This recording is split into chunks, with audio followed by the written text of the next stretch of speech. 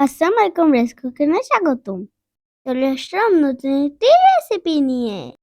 মাংস বিরিয়ানি খেতে খেতে বোরিং হয়ে যাচ্ছেন? তাহলে ঝটপট এই ডিম বিরিয়ানি বানিয়ে ফেলুন তো। পরিবারের বাচ্চা থেকে বড় হলেই খেতে পছন্দ করবে। কম খরচে আজকে বাড়িতে বানিয়ে দেখাবো ডিম বিরিয়ানি। তুমি সিদ্ধ করতে দিয়ে দিলাম বেশ কটা কল পাখির ডিম। সামান্য লবণ দিয়ে সিদ্ধ করে তুলে নেব।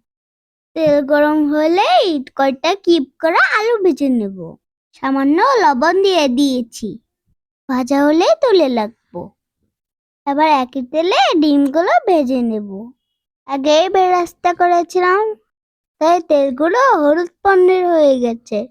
ডিম তুলে রেখে পেঁয়াজ আর আদা রসুন বাটা দিয়ে দিলাম। বেরেস্তা দিয়ে দিলাম। একটু নেড়ে চেড়ে ফ্রোজেন করা মটরশুঁটি দিয়ে দিলাম। আর দিলাম 1 কাপ দুধ। এবার বেশ করে কষিয়ে নেব। এবার দিয়ে দিলাম 1 চামচ বিরিয়ানি মশলা, সামান্য গরম মশলা গুঁড়া, স্বাদ মতো লবণ, আগে থেকে ধুয়ে রাখা চিনি গুঁড়া চাল। এবার মশলার সাথে চালটা ভাজা ভাজা করে নেব। ভেজে রাখা আলু দিয়ে দিলাম। নেড়ে চেড়ে মিশিয়ে নিয়ে পরিমাণ মতো গরম পানি দিয়ে দিলাম। আবার নেড়ে চেড়ে মিশিয়ে নিয়ে দমে রেখে দেবো 20 মিনিটের মতো। চালটা ফুটে আসতে ডিমগুলো দিয়ে দেব। উপর থেকে দিয়ে দিলাম 2 চামচ ঘি। অসাধারণ একটি ঘ্রাণ বেরিয়েছে।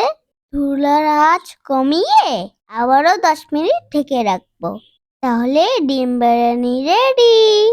এবার শুধু খাওয়ার পালা। গরম গরম ডিম বিরিয়ানি খেতে চান? আজই বানিয়ে ফেলুন তো। অল্প সময় কম খরচে ডিম বিরিয়ানি। বাসায় মেহমান আসলে চটপট এটাই করে ফেলতে পারেন।